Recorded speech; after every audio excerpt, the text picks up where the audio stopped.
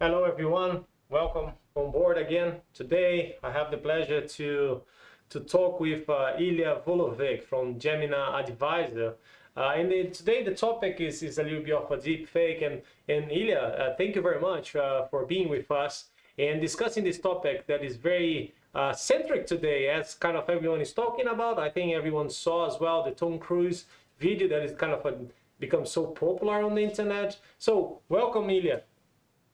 Thank you. Thank you. I appreciate the introduction. I appreciate you having me on your program. So it's a great honor.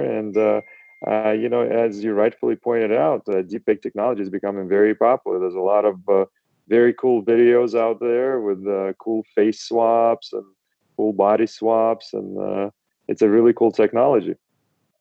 I can tell you from the video that kind of become kind of a viralized in the internet with the Tom Cruise, and even I shared that video. Since that we're gonna be Yeah. talking about deep fake, I think the concern is how do we trust a video like that? Because it's so I mean it's so close to reality. So how do I can measure if I'm reading the right message for the right person and not is kind of is not someone emulating the message there. So it becomes very hard to do something or to treat that, right? No, absolutely right. And these videos are becoming more and more advanced. If you kind of look at when they first started out, blur lines, and you look at faces and you look at some action, it looks a little bit blurry. Now, if you look at more modern videos using the new improvements, those videos are fairly seamless, to be honest with you. And then again, there's a lot of legitimate use for those videos. You can use them as entertainment. You can use them to, use the Tom Cruise video. There's the Saturday Night Live ones. There's a movie that with Sylvester Stallone in it. But as they become more advanced, we need to be more wary of what it actually is, and then ways on how to detect those fakes, right? So you really have to be careful what your sources for videos are. You really have to be careful when looking at video if it's questionable content. There's various outside of that entertainment part, right? There's where people are, having a good laugh at some video. It can also be used in political fields, right? So individuals can create a video with a political figure could be saying something, right, that they actually haven't said. So you really have to question would that political leader really say something like that. On the other side, you have various ways where video verification is becoming a new trend dealing with any kind of financial institutions, your banking institutions.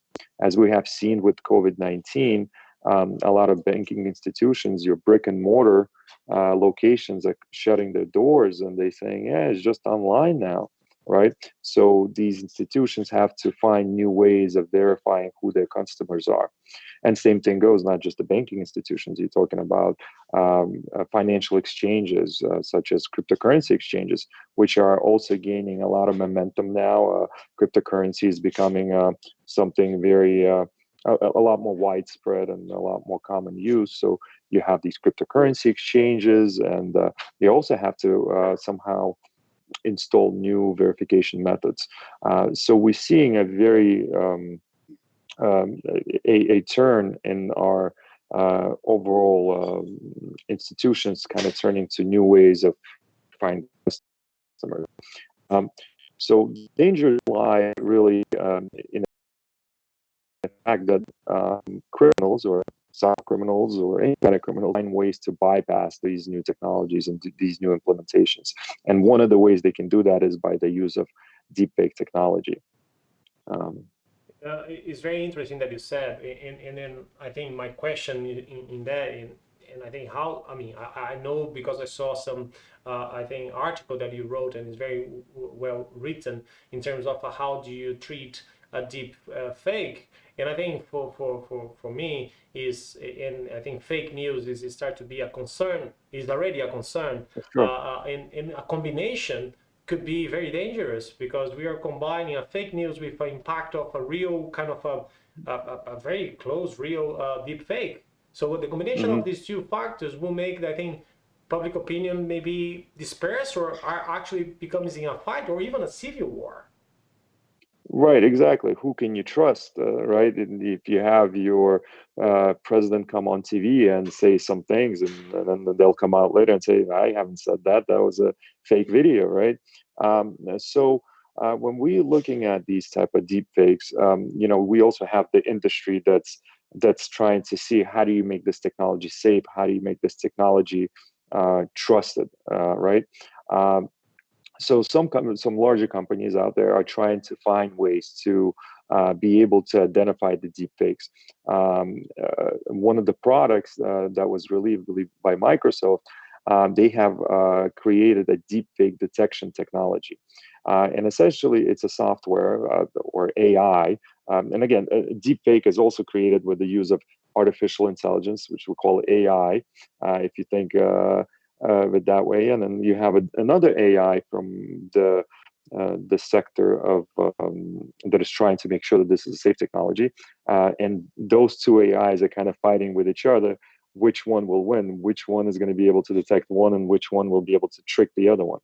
So as of now, as of today, when we're speaking, the detection rate of deepfake technology is about 65%. So if you're just purely using the AI, and you give that AI a deepfake video, there's a 65% chance that it'll be able to detect that this is a fake video. Um, so I don't think right now there's a full-on solution to kind of dissolve a deepfake video, right? I think it has to be a combination of things. So if we're talking about, TV technology, or what you put on your channels or what you put on your TV, I think any content should be running through some kind of software that is capable of detecting deepfakes, right? And maybe that software can flag a video and say, "Hey, listen, I'm like 65% sure this is fake," or I'm 35% sure this is real, and then you add that human element.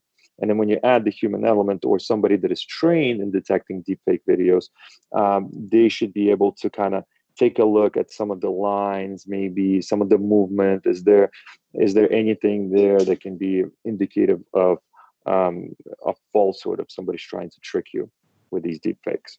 Well, you mentioned about 65% of chances of a tool to detect, deep fake. So it's not 100% guarantee or 98%. So I think for the numbers that you're presenting, is even the software can fail, right?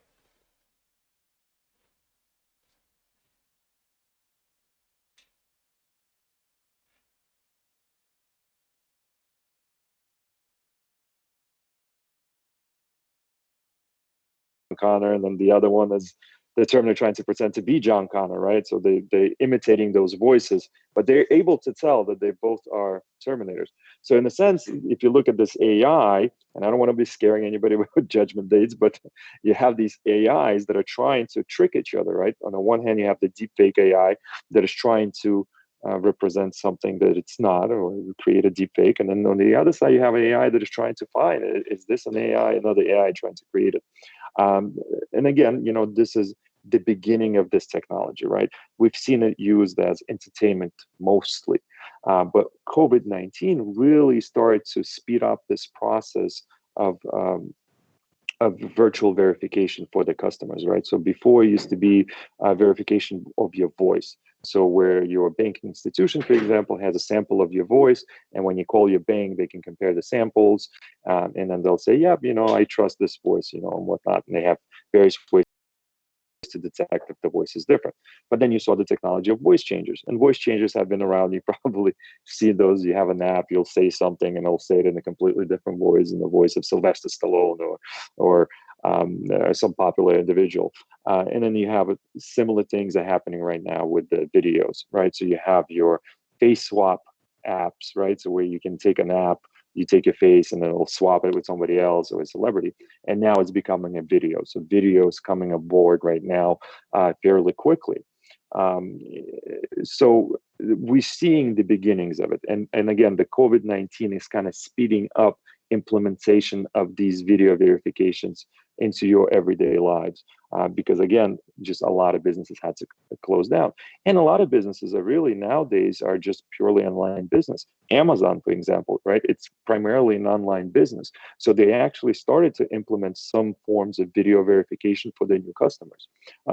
You have other institutions that are again just purely online. Most of your cryptocurrency exchanges are purely online businesses. You don't have really a building you can walk in there and say, "Yep, that's me."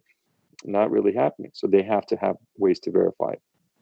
Yeah, it's very interesting future ahead, I think, from us that works on cybersecurity. So it's very hard as well as you answer for even from the crisis. I can see a lot of things increasing, and I think cyber criminals is always ahead of the game, which is unfortunately we are catching the game later. Right.